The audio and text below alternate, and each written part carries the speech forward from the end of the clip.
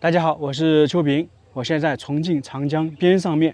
今天呢，来看长江中的一座孤岛，上面呢有一些古建筑，是世界8大奇异建筑之一，非常特别啊，大概是有10几层，它完全是镶建在崖壁上面的，非常震撼呐。刚下完雨，天气不好啊，这边的门票是45块钱。那个寨子就在长江边，离这里很近呢。这个地方呢就不用观光车了，买完门票走个100来米就到路口了。江上明珠就是长江上的一颗明珠，想要去那个寨子里面呢，必须跨过这个长江，所以现在就修了一条栈道出来，可以供我们走过去。现在长江的水位不是太高啊，这就是美丽的长江，到处都能看到货轮呢。下面还有人钓鱼呢，好几个。大家喜不喜欢钓鱼？我小时候会去钓鱼，后面就不会去钓了，就没兴趣了。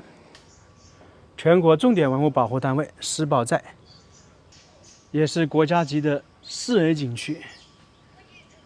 长江三峡国家重点风景区，从远处看的话，石宝寨犹如一座平地拔起的陡峭孤峰，就相当于是一块巨石在长江中突兀而起。走近看的话，这分明是一座1座3室修建的人工建筑。这个石宝寨上面建筑是挺多的，它跟我们在其他地方看的一些建筑类似啊。它上面呢，其实在以前呢，是一座庙宇或者道观。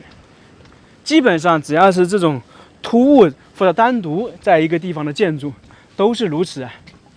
我们叫它石宝寨，那这个山呢是叫做寓意山，它形容寓意是长江中孤峰。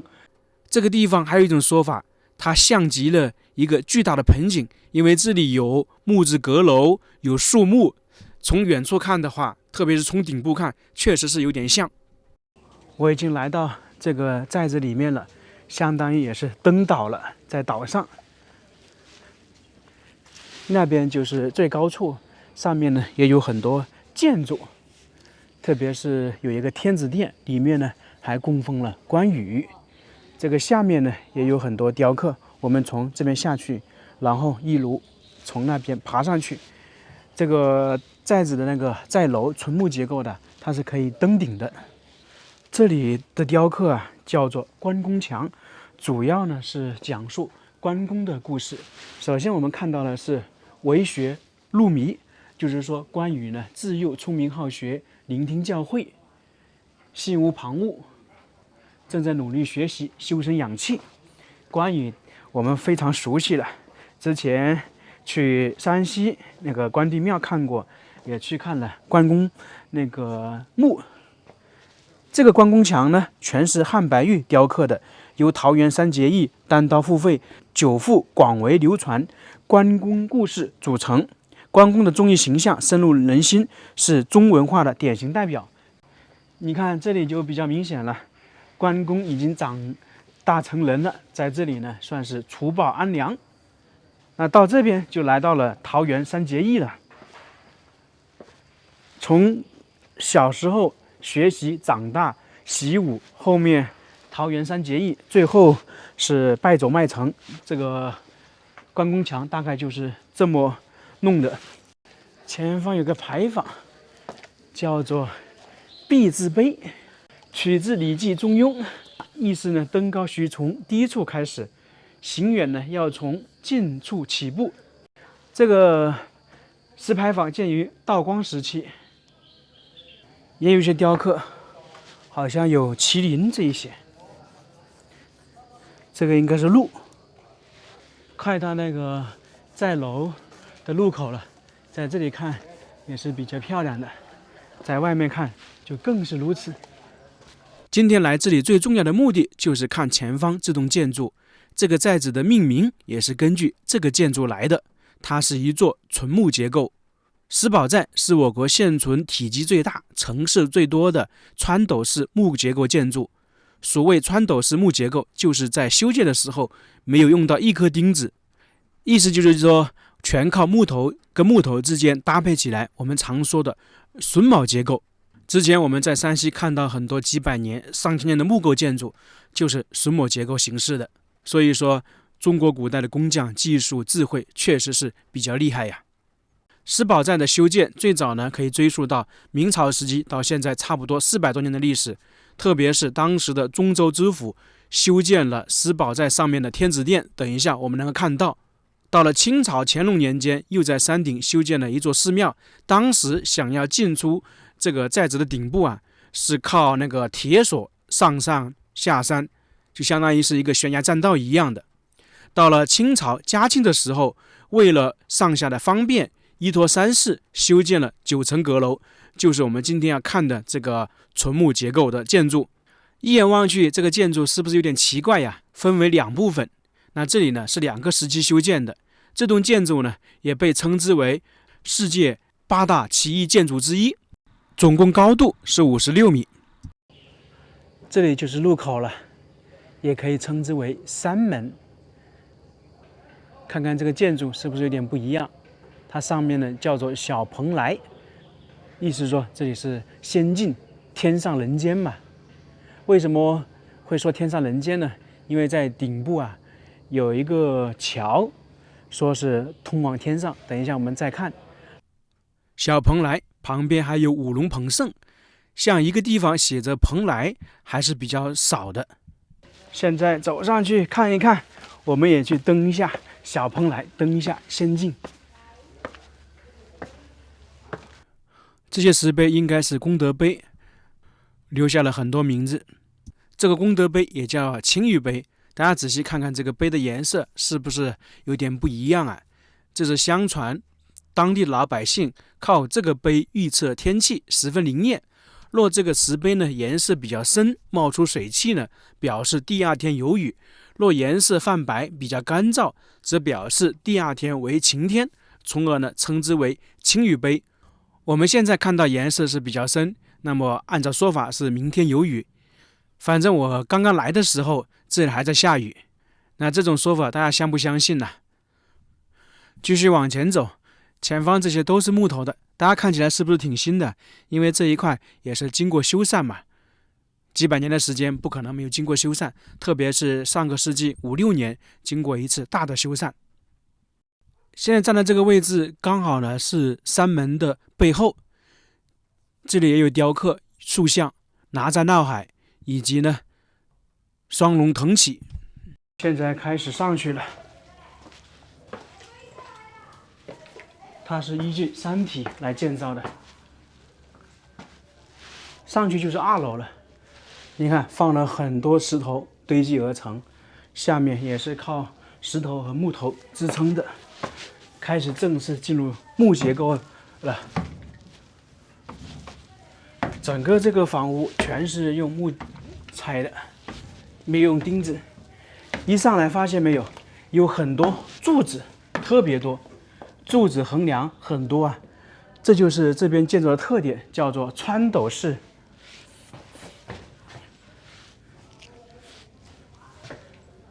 现在是站在2楼看外面，这个山门还有那个哪吒看得很清楚。江面上呢有轮渡了，就是汽车过江有轮渡。一栋建筑里面有这么多柱子还是比较少见的，之前我们在山西看到的很多是简柱的，没有这么多。那这一块可能是它这种建筑形式的特点吧。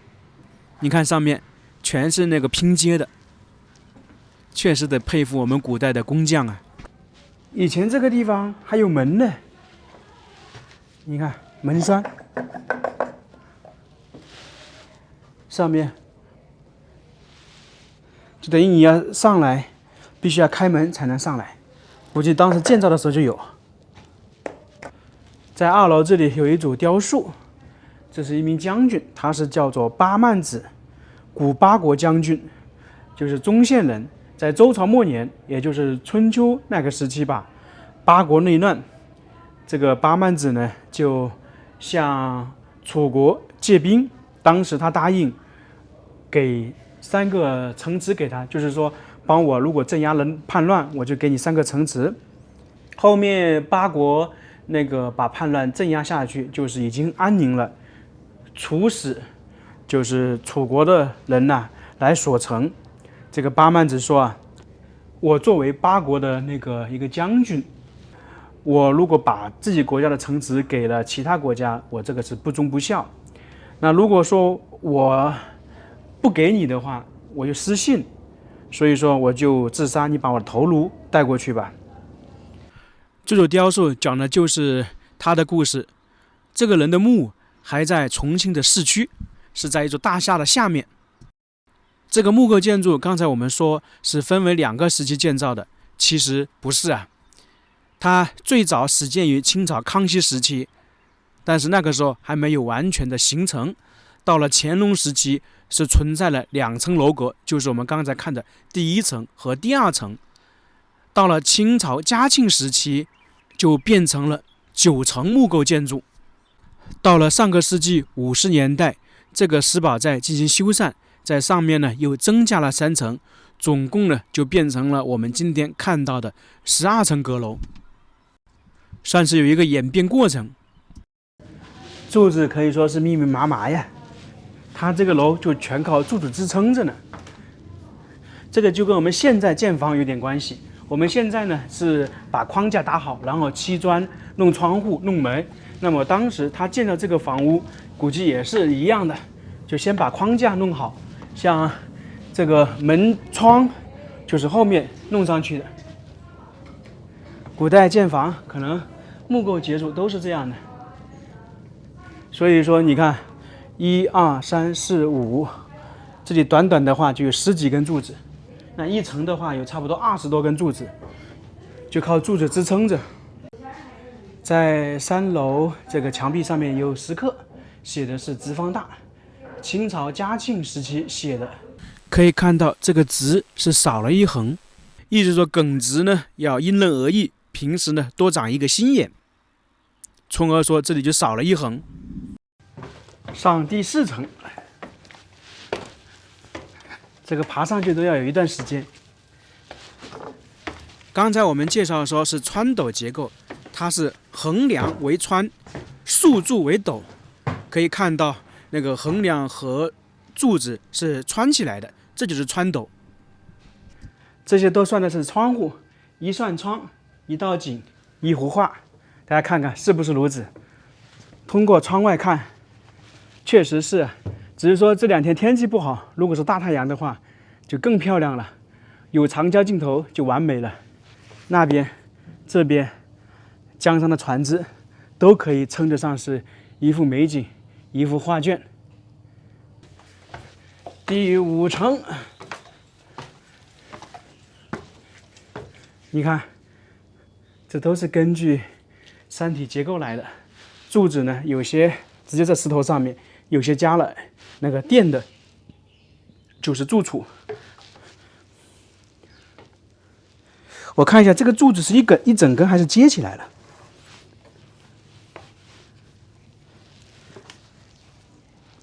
哇，中间接的，其实每一层的柱子都是单独的。一开始我还以为是那个很长的柱子放在这里，不是啊。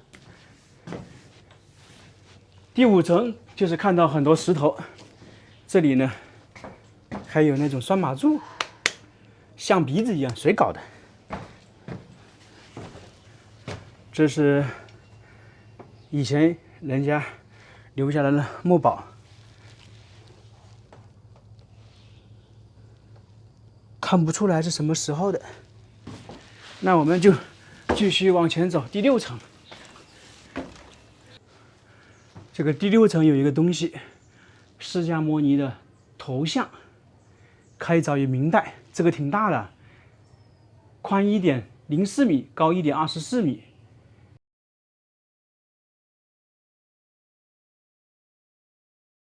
往第7层进发，它这个寨楼，我们在外面看起来是一个楼，那按照当时实际来作用的话，可能就是一个通道，就上下行走的通道。从外面看的话，这个寨楼越往上就越窄，就证明里面的空间也越少，也确实是如此啊。从6层开始，上面基本上就没有什么东西了，在2楼、3楼还有一些雕塑那些东西。这雕刻的是到此一游，民国28年，1939年元月份来的。往这边呢，就是去8楼、9楼一直登顶。那在旁边呢，还有一条道路，这个是在山上面的，就相当于以前没有这个寨楼，人们上下呢就是靠这里有铁链，这里呢叫做链子口。现在呢只剩下第7层到顶楼，以前呢是整个山体都有的。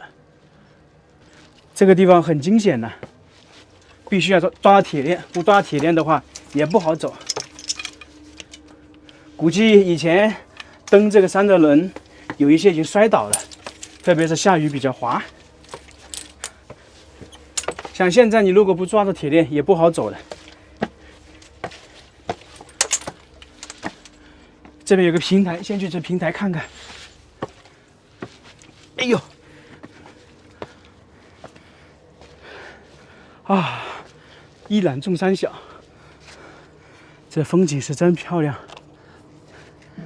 这长江的货轮太多了，大家看看，一艘接着一艘啊，基本没停。这个寨楼总共是12层，我们现在看到的就是最上面3层，上个世纪增盖的，这明显颜色都不一样了。这应该不是纯木结构的，弄不好放了一些水泥啊。它的布局总体来讲跟下面应该是差不多。哎呀，这样就上来了。这个寨楼就走完了。在这个地方，这加盖的建筑呢，是叫做魁星阁，是民间神话故事中主宰天下文运的吉星，相当于是文昌阁、文曲星。那么在以前，这附近的很多学子啊，他就会来这个地方观长江、看长江。那这个楼看完了，我们就来看一看上面的殿宇。前方这个叫天子殿，在门口有个洞穴，来看一看。现在是三角形。相传春夏之际，洞口呢云雾缭绕。那么当时大家都比较好奇，就这个洞通往何处？于是呢，将做有记号的鸭子放入洞中。不久呢，鸭子呢就在长江上面出现了，从而人们就知道这个洞和长江相通，于是呢就称之为鸭子洞，就这么由来的。那这个呢是天子殿，始建于明朝万历时期，清朝康熙到同治多次维修扩建，现在已经400多年的历史了，是石宝寨现存最早的建筑，是3进4合院。这里面供奉的是关圣大帝关羽。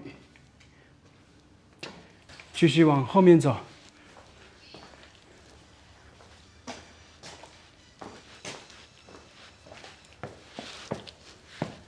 玉皇大帝。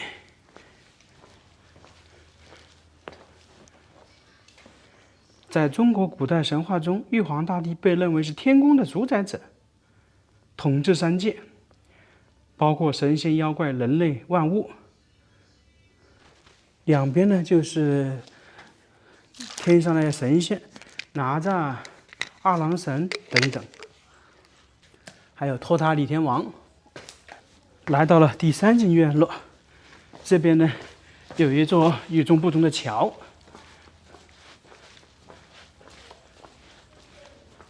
在丰都鬼城有一座桥叫奈何桥，通往地狱的。那这座桥呢，称之为通天桥。传闻一生行善有爱之人跨过此桥，便可心想事成，就通往天上的。因为3座桥是通天上、通人间、通地狱嘛。